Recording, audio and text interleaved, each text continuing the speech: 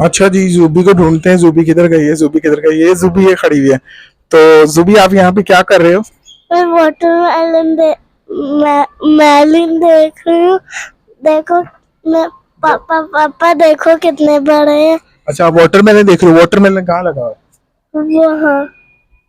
अरे वाह जूबी, ये तो बहुत बड़ा वाटरमेलन है। इसको तो हम बना के, बड़ा करके, काट के खाएंगे। सही है। देखें दोस्तों, कितना बड़ा वाटरमेलन हो गया है। ये नहीं, एक नहीं लगा हुआ, ये बहुत सारे लगे हुए हैं। तो जूबी रोज इनको देखती है। चेक करें, ये भी एक लगा हुआ है माशाल्लाह से। तो मतलब ये बेल है पूरी, तो पौधों में लगी हुई है उसके जरिए। एक ये देखें, यहाँ पे भी लगा हुआ है। तो मतलब ऐसे बहुत सारे वाटरमेलन लगे हुए हैं।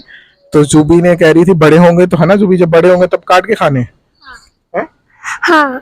चलो अच्छी बात है। चलो सब दोस्तों को बोलो मेरी वीडियो को लाइक शेयर करें, सब्सक्राइब करें चैनल को। ऊपर देखो।